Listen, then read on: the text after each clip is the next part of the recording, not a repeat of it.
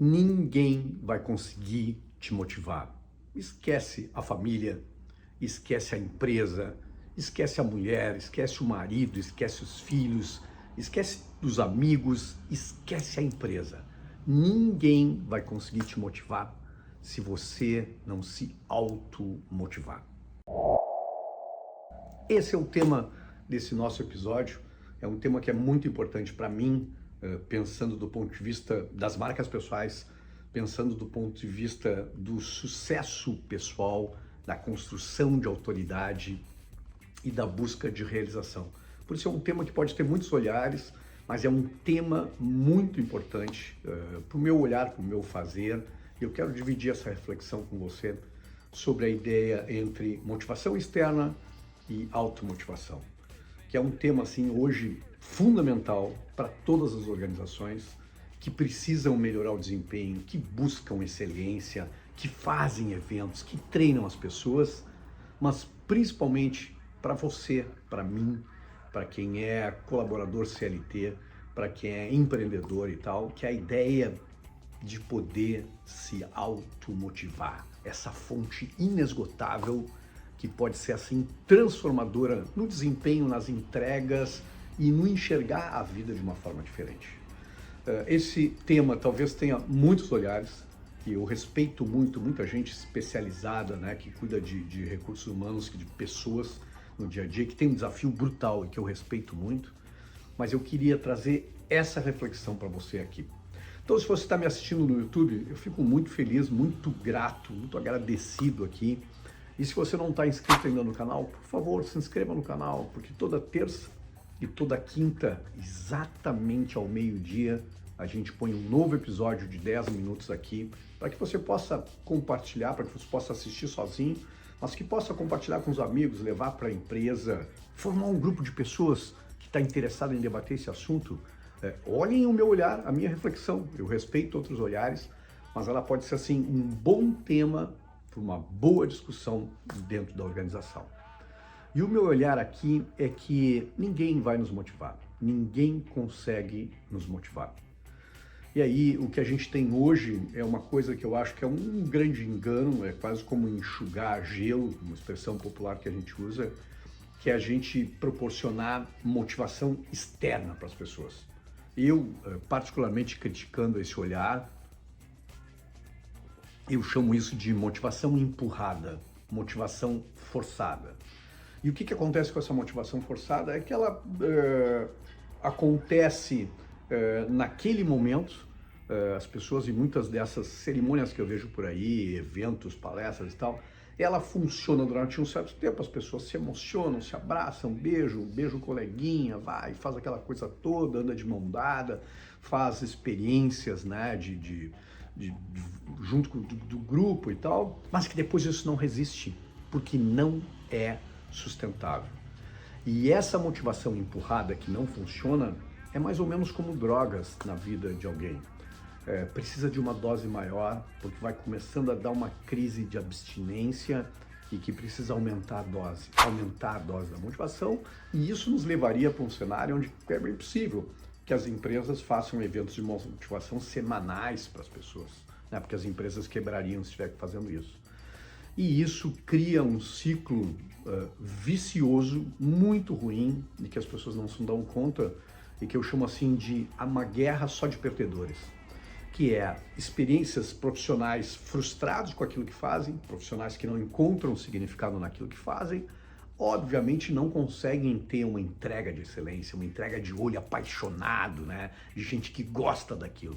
Então o que acontece? Entrega um serviço medíocre, e é o que a gente vê, a imensa maioria por aí, com um serviço medíocre, mediano, e que cria uma experiência ruim, cria uma experiência para baixo, né? E a gente já sai dali com aquela experiência para baixo.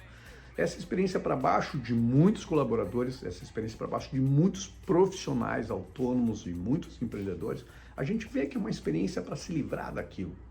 E isso cria, de certa forma, uma previsibilidade sobre as pessoas. A gente recebe a experiência e a gente já sabe que a gente, na próxima experiência, vai ser igual e não vai melhorar. E não vai ter bônus, não vai ter prêmio, não vai ter extras, não vai ter nada que consiga resolver a situação.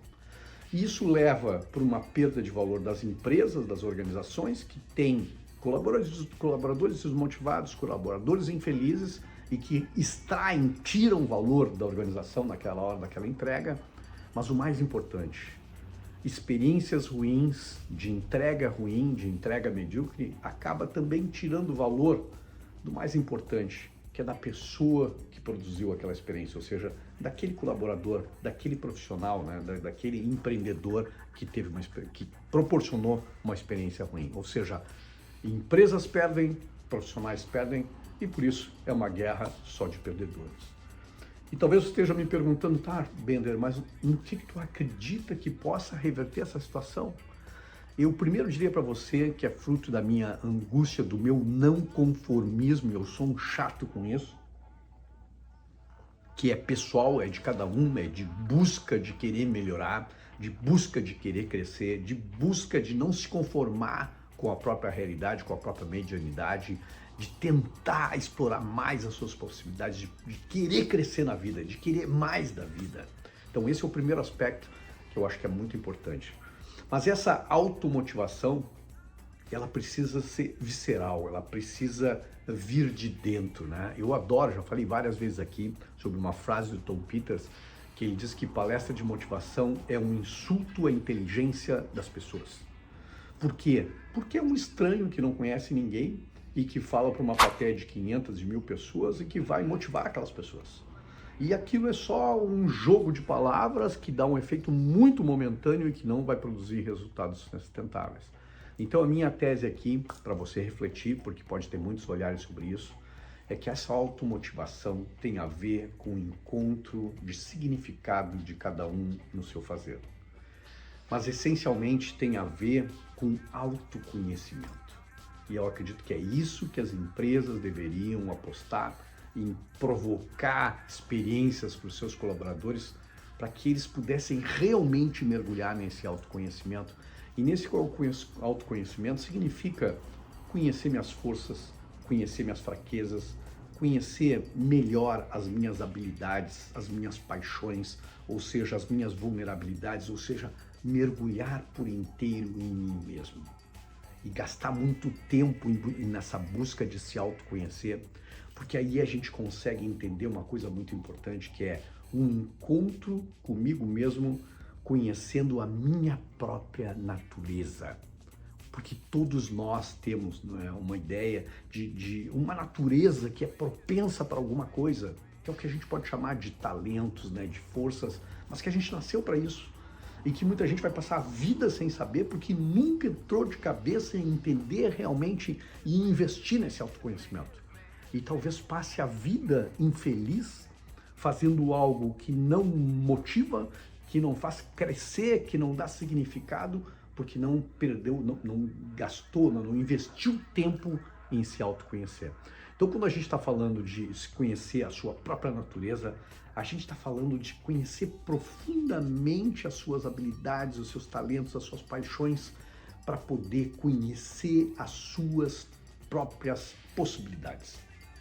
E aí eu me socorro aqui do Clóvis de Barros Filho. Eu tinha assistido um vídeo dele maravilhoso, como sempre. Eu sou um apaixonado, né, pela lógica, pela lucidez dele. E ele diz que é isso, né, que a grande busca da gente, nessa busca por significado, nessa busca por propósito que a gente diz aqui, é encontrar o teto das minhas possibilidades. Ou seja, quando eu sinto que eu estou usando toda a minha potência interior, que eu estou usando tudo que eu tenho de melhor, quando acredito que eu estou usando aquilo, tudo que eu nasci para fazer, eu estou batendo no teto das minhas possibilidades. E batendo no teto das minhas possibilidades, o Clóvis de Barros Filho diz o seguinte, que é como os gregos definiam a excelência. Ou seja, quando cada um de nós, dentro das suas possibilidades, bate no teto das suas possibilidades. É o que eu digo aqui desse encontro de significado. Quando eu me sinto pleno fazendo aquilo que eu faço nesse momento. Ou seja, nesse momento deveria ser a grande happy hour. Deveria ser a nossa grande hora feliz. Obviamente que eu gosto de happy hours, eu gosto de confraternizações, eu gosto de horas felizes, mas a grande busca aqui é por aqueles momentos mágicos das nossas vidas, quando a gente sente que está crescendo internamente, quando a gente está usando todo esse potencial, quando eu estou batendo no meu teto de possibilidades com a minha entrega naquele momento, nas minhas circunstâncias. Isso, para mim, é esse encontro de realização que a gente deveria ser um inconformado nessa busca, com esse encontro de sentido, para esse encontro de significado no fazer, que tem sérias implicações na nossa vida pessoal, no nosso sentido de legado, de construção de legado, de construção de obra. Eu espero que tenha feito sentido para você. E se fez sentido, me deixa seu comentário, que é muito importante aqui. Me deixa o seu like para saber se esse tema foi importante para você. Compartilha com os amigos e eu te espero aqui na próxima semana. Um forte abraço.